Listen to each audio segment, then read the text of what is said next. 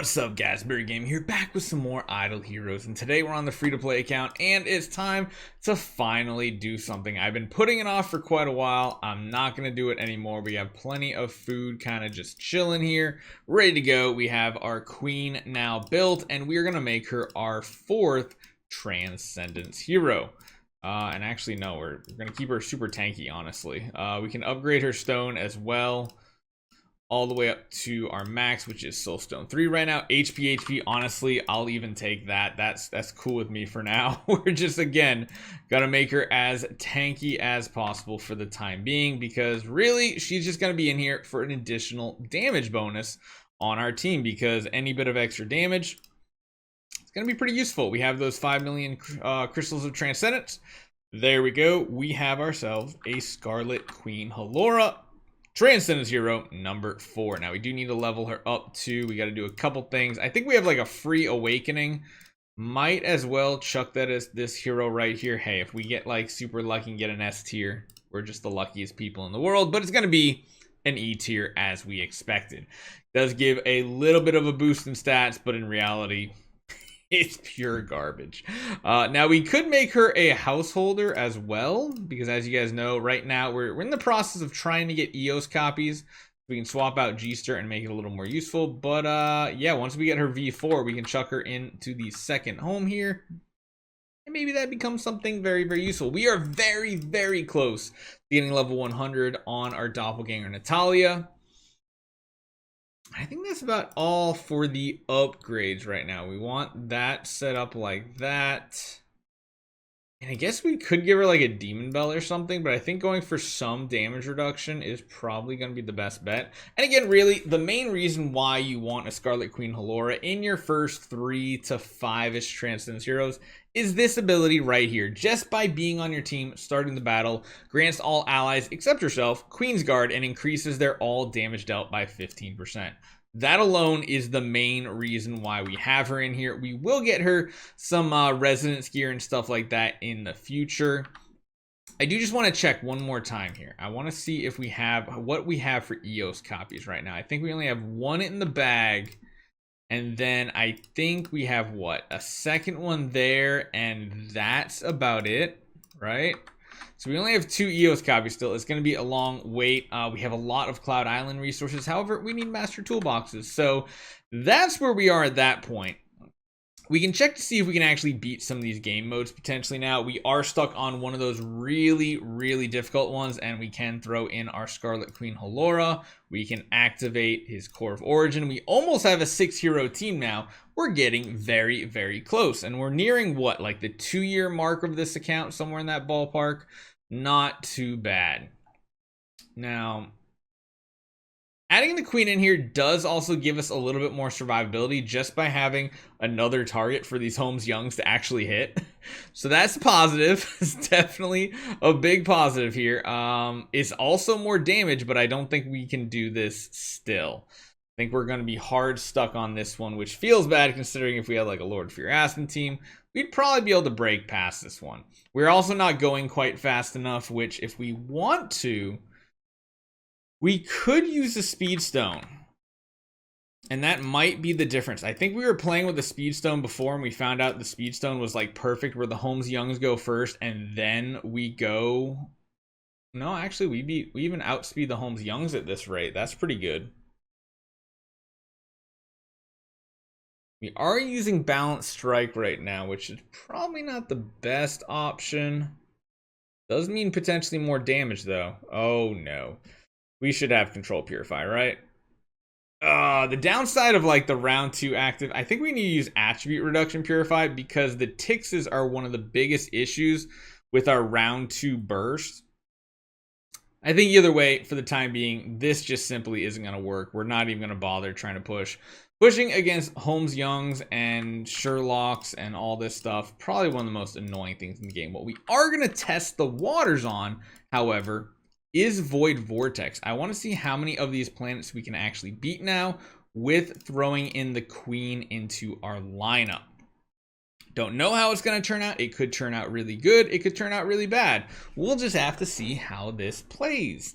We do not have Mark Purify, we have Crowd Control Purify, and as you guys see here, oh, that could be really bad. Luckily, we got a small heal, because with Balanced Strike, he would probably one-shot himself. The carries are quite annoying here. But we do get energy. The one nice thing about Vulcan, he does a very good job of getting around Amun-Ra shields. Because he hits so many different times, and with his tankiness in combined with Balanced Strike and his high crit chance, he is healing for a lot, and it does seem like we might be able to get through some of Dominator without too much trouble. Don't know if we're going to need protection or anything. It always sucks going up against carry waves and Garudas.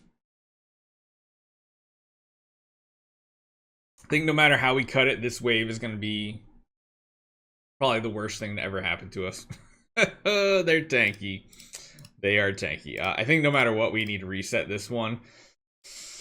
It does have Transcendence Heroes and a Rogan, which is not a good look typically, but we have beaten planets like this before. They are slapping us really, really hard though. So even though we have the Queen, we have more damage. Don't know if our round 2 is going to be enough. I think I want to build like Hyperspace Hunter Ilamok as my next hero on this account.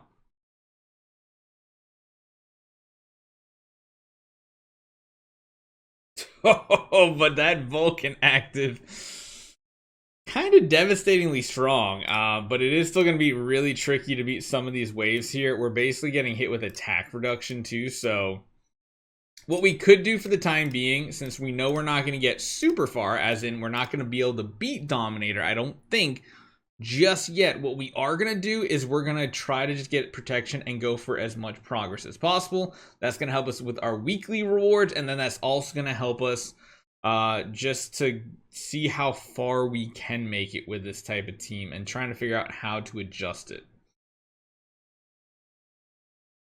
Again, if we had an EOS, it would probably be a good look for this account too, keeping a burn on the target. You can see the damage is significantly different when we're not being reduced in attack by 90%. He does do usually a pretty decent job of getting around the dodge ability as well. I think usually he's really tanky against these heroes. The question is, oh no, I don't think we have any dodge immunity offset, do we? I don't know if this is going to be possible at this point. I think we just lose. Oh, wait, no, we actually did some damage. Hold on. Oh, no. Oh, no. I don't know how this works. She just counterattacks and kills. Oh, we actually can kill through. So, wait, hold on. I'm intrigued. Do we have... We have a little bit. My goodness, we need to level this one up ASAP for game modes like this. We will retool that. It is going to cost gems, sadly. I don't think we actually need protection on this planet to beat it. There's only one Garuda. There's 2 carries, which are very, very annoying. But I think we'll be okay. I guess using CC Purify is kind of a waste because we do have the Ignis giving us control immunity anyway. Mark removal might be the best option. Garuda gonna one-shot us? Yep. Especially when we don't have a shield. Because then our fan is not doing much. Okay, let's go back in here.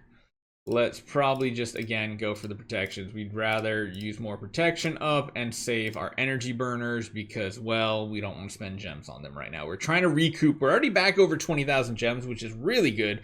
The amount of gems you generate nowadays as a free-to-play player is honestly astonishing. You get so many, it's crazy. Okay, big active.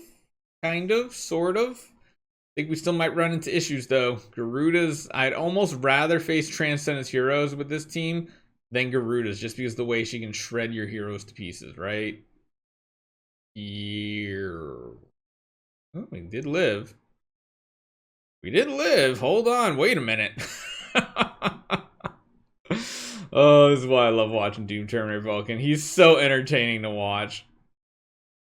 Oh, jeez. Don't tell me we hit our round limit now. We might actually. Oh, no. We killed them both at the same time. Thank goodness. I'll go for protection one more time. Let's just see how far this goes. I'm pretty sure most of these are going to go smoothly. Ooh, we were feared, though. That's not a good look. Being feared is bad, because being feared means we cannot crit.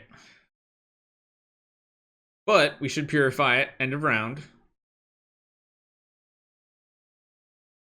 I like the damage this hero is putting out. So I think what we've established is we can do some decent damage here. We would really appreciate getting protection on like every one of these planets, but we got protection on none of them.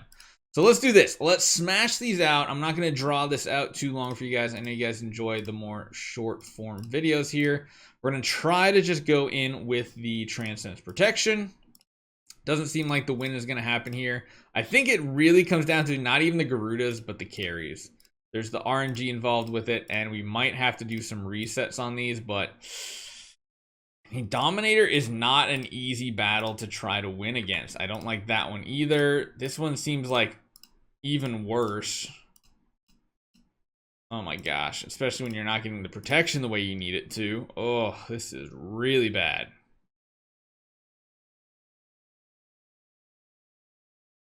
Don't. Okay, that's fine. That's fine. He didn't hit.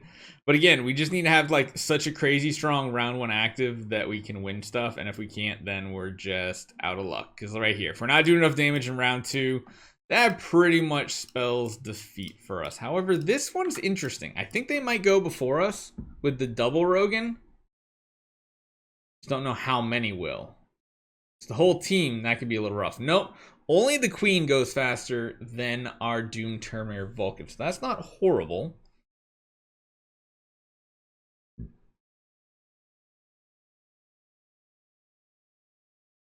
Oh no, Natalia missed the sword flash with her active skill. That's a little rough. Because now there's a chance to dodge a lot of these hits. Yeah, I mean, this one's doable, but again, kind of what I talked about before, it's going to take a lot of RNG for us to make this work on this account. And if we can't push any further, we'll just, again, bookmark this one, come back to it in a little bit. These teams are really difficult to beat.